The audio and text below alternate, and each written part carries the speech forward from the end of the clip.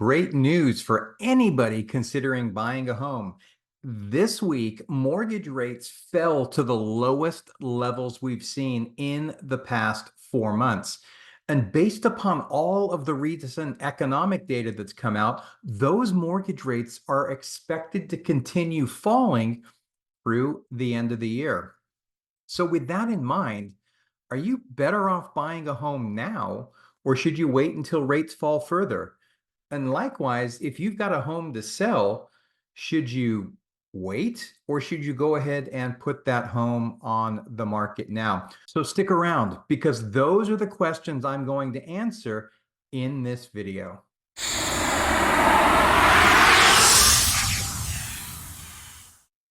Hi, this is Andrew with the Andrew Smith team, eXp Realty here in Frisco, Texas. And what prompted this video, to be honest with you, is earlier this week, I was talking to some potential home buyers about the current state of things, what's been going on, the latest on rates and forecasts and all of that good stuff. And for them, they believe the best thing for them to do, considering that there's more homes on the market now than there has been at any time over the past few years, was to wait. Why not wait until rates fall further? And that is absolutely, definitely an option. But is it the best option? Now, no matter what side of the fence you're on, buying or selling, there's pros and cons to acting now or waiting until later to make a move. So in this video, I'm not going to try and convince you one way or the other, because to be honest with you, everybody's situation is different, and what is right for one person is not right for another. But what I am going to do is run through each of the different options and provide my thoughts and some insights so that you can make the best decision for you, as that is what matters most. So we're going to start off on the buy side. So the question comes, why buy now? And, to be honest with you, there's a few things to consider or a few things to look at. One is, as I just mentioned, there's more homes on the market now than at any time over the past several years. So as a buyer, you've got more choice than you have had in a long, long time. And not only that, total home sales have actually been declining the past couple of months, which means sellers that are on the market today need to sell, and they are often more negotiable. So you're going to be able to get things that you haven't been able to get in a purchase agreement in a long time. And that goes for both new homes and resale. The new home builders have been offering some incredible incentives, especially on their quick move-in homes. And if you'd like more information about those, then I invite you to reach out. Go ahead and call or text the number on the screen, as I do a lot of work with the new home builders in the area. And even on the resale side, you're going to be more likely not only to get a reduction in price, but maybe some assistance towards closing costs. Maybe after the inspection's done, there's some repairs that are needed that a seller's going to be more willing to make than they have been over the past few years, because now they actually have to, based upon current conditions. Another thing to consider is that although the pace of appreciation has slowed, homes are still appreciating, especially here in Frisco, Prosper, and the surrounding areas. So if you're able to go ahead and buy now, you are protecting yourself against any future price hikes. And let's face it, you can always refinance later when rates are lower. And many of the lenders, including my preferred lender, will actually do that refinance for you 2-3 years down the road with no lender fees. You actually originate the loan today and they'll refi it for you later without doing a full-blown, full cost, I should say, loan. So now, what about waiting? What if you wait to buy? And there is certainly some risk involved due to the uncertainty of what the future holds. I mean, Remember when the pandemic hit, there was widespread belief, there was story after story, video after video that the housing market was doomed and it was about to crash. It didn't crash, and nobody predicted the absolutely historic run that it actually went on.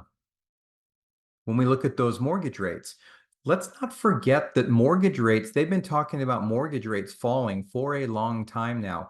As a matter of fact, if you go back to about this time last year, the expectation was that rates would be around 6 or in the high fives by now. And they're obviously not. They've stayed higher much longer than anyone had expected them to.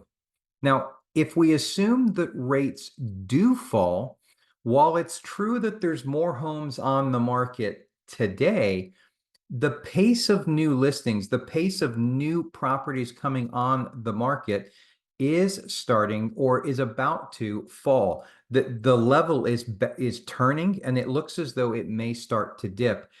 Typically in our markets here, new monthly listings peak in June or July. Now, like the couple I was mentioning earlier, as rates fall, when they jump back into the market, they're not going to be the only ones. And as more buyers return to the market, the overall supply of homes will start to go down. And the imbalance between supply and demand is what has kept prices so high for so long. With that in mind, it is very likely that there will be additional upward pressure on pricing. And those concessions I was talking about being able to get from sellers, those will start to get less and less and less going forward. All right, now let's switch over to the seller side for just a minute and look at listings. So why would you list your home now? And, although the market has slowed, it's important to remember that homes are still selling, especially if they're positioned correctly for current market conditions. And I'll be honest, some of them haven't been. Some of them have been listing their homes thinking that pricing was just going to go up and up and up. And if you've seen any of my recent videos, I've been talking for the past few months that prices here in the Frisco market were starting to flatten, and that caught some sellers off guard. As a result, you've seen an increase in price reductions. But understanding if those homes are priced correctly, they are still moving. And also, as mentioned previously, this is the time of year when new listings on a monthly basis usually decline, and they will continue to decline until after the new year, sometime around the third week in January, usually. And should buyer activity pick up as it's expected to, and there are signs of that, for instance, new mortgage applications are up, then you will be positioned to take advantage in that uptick in activity if you actually put your home on the market now. But saying that, if you don't have to sell or there's no compelling reason for you to sell right now, then I don't see any reason why you shouldn't consider waiting. If we look at sales prices over the course of a year, it's usually quite seasonal. And the median sales price usually starts trending down by September, and that continues through the end of the year. And then it picks up again once we're into the new year and we start to see more listings come on the market for the traditional busy spring selling season. Now, that doesn't necessarily mean that you're going to get a low sales price right now, but the sales prices that we see in the latter part of the year are usually the lowest they will be for the entire year. But again, it really depends on what your situation is and what you're planning on doing once your home sells. So if you're going to sell your home and buy another one, for instance, then you may be well positioned to take advantage of the current market conditions on your follow-on purchase. If you wait until spring in the hopes of selling for a higher price, then just know that the home you're going to be buying is going to cost more as well. Now, the one exception to that is if you're buying new construction. Now, if you're buying new construction, I invite you to reach out, give me a call, and I can talk to you more about this. But if you're buying new construction, as mentioned, sales at new construction offices, they're still moving along quite well, but they have slowed some.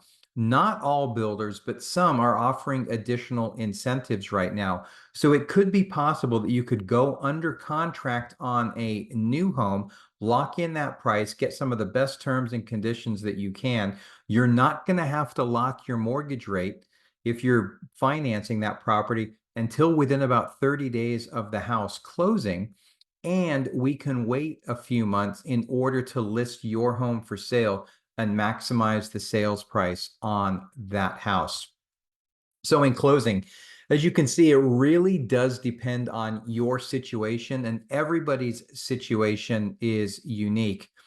And I will say that the other question I've had a lot recently is what the impact the presidential election is likely to have on our local real estate market. And if we use previous elections as a guide, then both home prices and the total number of home sales usually go up following an election year. There's only a couple of exceptions, when we go back over the past elections, and one of those is right after the housing market crashed. So anyway, I hope that you found this information useful. Now, if you have additional questions or you have a specific situation that you would like to discuss in more detail, then I invite you to reach out. Go ahead and call or text the number that is up on the screen, or in the description below, you're going to find a link to my calendar where you can go ahead and book a 30-minute, no obligation consultation call where we can go through your situation in much more detail. Now, make sure you don't go anywhere because I know you're going to enjoy one of these videos coming up next.